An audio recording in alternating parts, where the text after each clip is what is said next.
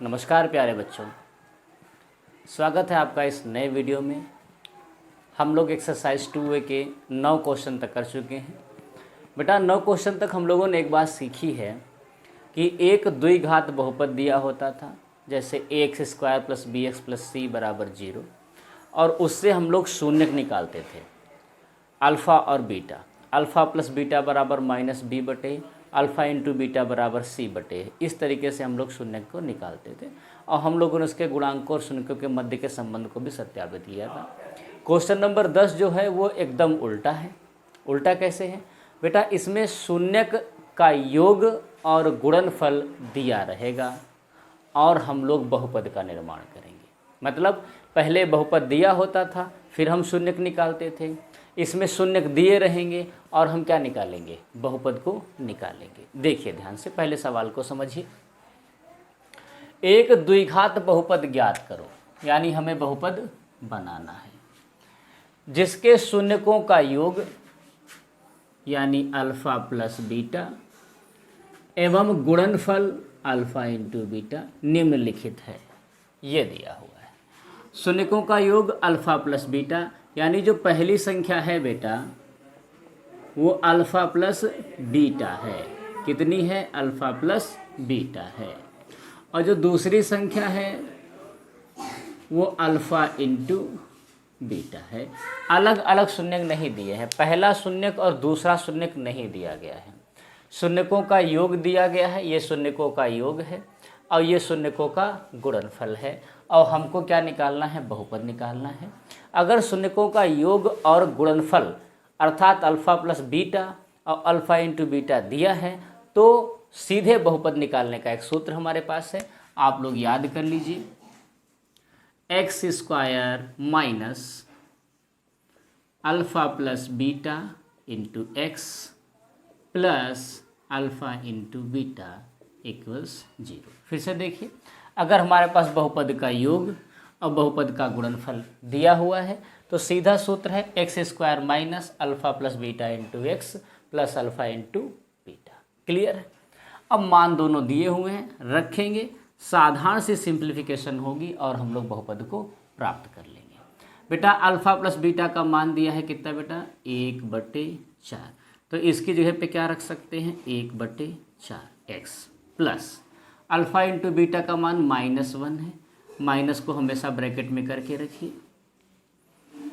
x² minus 1 से गुणा होगा तो ये x हो जाएगा बटे 4। ब्रैकेट के बाहर प्लस है, प्लस हमेशा सीधा होता है, अंदर के चिन्हों में कोई परिवर्तन नहीं करेगा। ये -1 था, -1 रहेगा बराबर का 0। नीचे है 4, हम लोग क्या कर सकते हैं? इसके सबके हर बराबर कर सकते हैं। हर बराबर करने के लिए नीचे इसके 1 लिखेंगे, इसके नीचे 1 लिखेंगे। इसको भी 4 से गुणा करना होगा और इसको भी 4 से गुणा करना होगा। ये तो 4 है ही, तो इसको 1 से गुणा करके काम चल जाएगा। देखिए 4 एकन 4, 4 एकन 4, 4 एकन 4, सबके नीचे 4 हो गया, सबके हर क्या हो गए बेटा? बराबर हो गए। ऊपर है 4x² बटे 4 माइनस x/4 प्लस 4/4। माफ़ कीजिएगा, ये माइनस है, हाँ ये माइनस है, -4/4 बराबर 0। सभी के हर बराबर हैं तो उनको एक बार लिख सकते हैं। बेटा जब हर बराबर होते हैं तो उनको एक बार लिख सकते हैं। ऊपर हुआ 4x² माइनस x और -4, 4x² माइनस x और -4 बराबर क्या? 0। नीचे 4 है, यहाँ जाके मल्टीप्लाई हो जाएगा, 0 से गुणा होगा तो 4 भी क्या हो जाएगा? समाप्त हो जाएगा। कैसे? 4x² माइनस x माइनस 4, इधर बटे तो उधर सटे, इधर बटे तो इधर सटे। ये 4 से 0 हुआ तो ये 0 हो गया। ये हुआ 4x² माइनस x माइनस 4, यानी बहुपद हमारे पास में क्या आया है बेटा?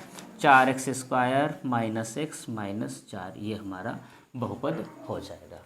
हम लोग दूसरा इसका जो पार्ट है वो भी कर लेते हैं।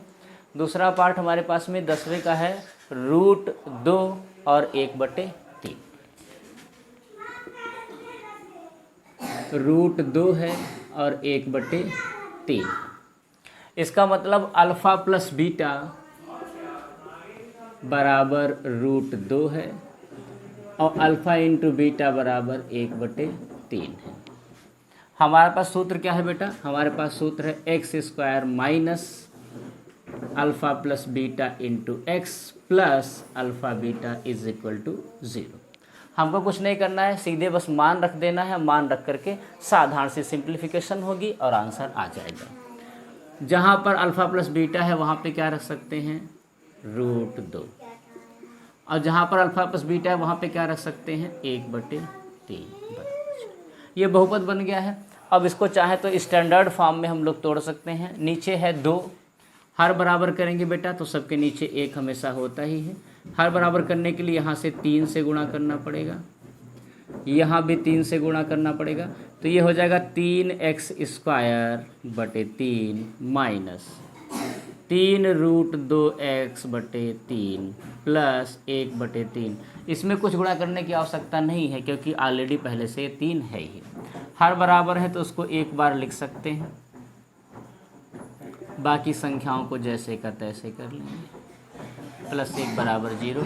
अब 3 उधर जाकर के 0 से बेटा गुणा होगा तो ये 3 0 हो जाएगा, यानी इधर कुछ भी नहीं बचेगा, ये बचेगा 3x² माइनस 3√2x प्लस 1। ये आपका आंसर हो जाएगा।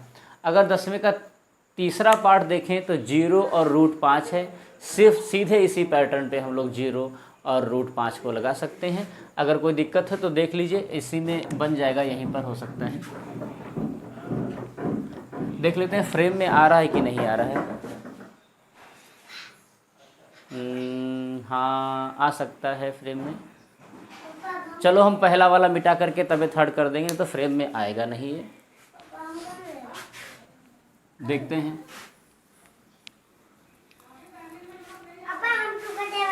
अब 1 मिनट शांत रहिए। 0 और √5, थर्ड वाला करेंगे हम लोग 0 और √5, तो अल्फ़ा प्लस बीटा इक्वल्स 0 हो जाएगा, अल्फ़ा इंटू बीटा इक्वल्स √5 हो जाएगा। सूत्र वही रहेगा बेटा, x² minus alpha plus beta into x plus alpha into beta is equal to 0। Alpha plus beta का मान बेटा 0 है और अल्फ़ा प्लस बीटा का मान √5 है बराबर 0। बेटा 0 संख्या कोई भी गुणा होती, चाहे वो संख्या हो चाहे वो बीजगणितीय अंक हो, ये 0 हो जाएगा तो ये हो जाएगा 0, तो ये पूरा पद खत्म हो जाएगा, केवल बचेगा √5 बराबर 0 और हमको ये बहुपद प्राप्त हो जाएगा। कुछ भी नहीं करना है, simple x² minus alpha plus beta into x plus alpha into beta is equal to 0। इस सूत्र को याद कर लेना है। ध्यान रखना अल्फ़ा प्लस बीटा ये योग है, अल्फ़ा इंटू बीटा ये गुणनफल है। उम्मीद है आपको ये वीडियो और ये तरीका आपको समझ में आया होगा। बहुत ही आसान तरीका है और ये जो है क्वेश्चन, हालांकि एनसीईआरटी इस बार यूपी बोर्ड में 30% में इसको कम कर दिया गया है, फिर भी सीखने वाली चीज़ है। प्रश्नावली शुरू हो चुकी है तो इसको समाप्त करेंगे हम लोग, ठीक है। अदरवाइज ये बहुत इंपॉर्टेंट क्वेश्चन होता है हर बोर्ड के लिए। नमस्कार।